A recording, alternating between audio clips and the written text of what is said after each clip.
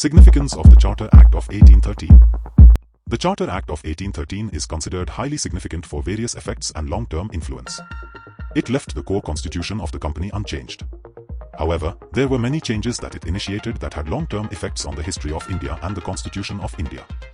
1. The monopoly of Indian trade of the company was abolished. The monopoly of Indian trade given to the company was an issue of debate and intense criticism for a long. The monopoly of Indian trade was abolished. However, the company was allowed a monopoly over China trade and the trade in tea. On the whole, it was a victory for the trade interests of the people of England, who favoured free trade. The company now faced competition in the market. On the other hand, it increased the trade of the people from England and benefited the economy of England. It was reflected in the trade figures over a period of time. In 1813, the England trade with India was 1.3 crore pounds. By 1865, the British trade increased to 10 crore pounds. 2. The Indian economy was badly affected. The abolition of the trade monopoly and acceptance of free trade policy did not prove good for the health of the Indian economy.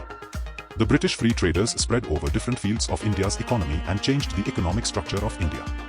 It benefited the Industrial Revolution in England as the profit earned from India paid for the investment needed to bring industrial growth to England. The age-old production system of India based on cotton yarn and textile manufacturing was destroyed. The Indian economy was reduced to the position of raw material producing economy. The Indian economy was exposed to international economic forces without replacing it with new industries in place of displaced industries. It became the cause of the deindustrialization of India. The people who were ejected from the traditional textile industry were forced to fall back on agriculture as the primary source of their survival. It changed the structure of the agricultural economy of India. Gradually, the Indian economy was reduced to the level of consumers of finished products of India's industry, for which it played the role of a raw material producing economy. A scholar commented that it was not the machine of the Industrial Revolution of England that destroyed the Indian economy but the political power that unleashed the market forces that destroyed the Indian economy. 3. The Charter Act of 1813.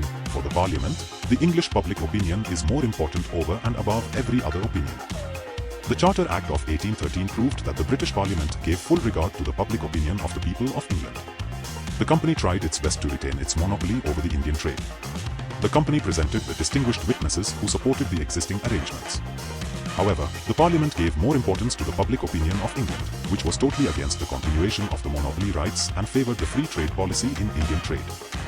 4. The Parliament gave attention to the education of the Indians. The British Parliament explicitly declared that the Crown of the sovereign power over the Indian territories under the government of the company. It took over the responsibility of providing education to the native Indians, which was considered the moral duty of the sovereign power as per the political thought of the times.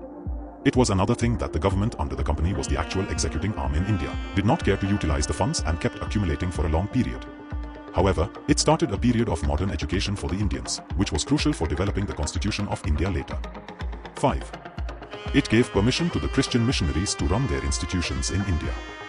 The directors of the company did not allow the Christian missionaries to undertake their activity in the territories under their rule. They feared that it would agitate the people of India and harm their trade activities. However, the Charter Act specifically allowed the missionaries to undertake their activities in the territories under the government of the company. It was found that within a decade, the missionaries became more active in starting schools and colleges in India, which they used as an instrument to spread Christianity. The Christian missionaries became more active in the field of education than the government.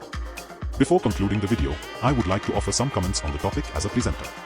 Scholars in political science, economics, and sociology have evaluated the effects, nature, and extent of the influence of the Charter Act of 1813. Notable figures such as Andre Gunder Frank, Olberon, Rolf Prebisch, Sir Theodore Morrison, Vera Anstey, Morris D. Morris, Irfan Habib, Bipin Chandra, and others have identified the provisions of the Charter Act of 1813 as a significant factor in shaping Indian history and the industrialization of Britain. This constitutional development is undoubtedly an important topic in many academic discussions. Among positivist scholars, this statute is studied as a historical event, supporting the notion of history as a scientific field of knowledge.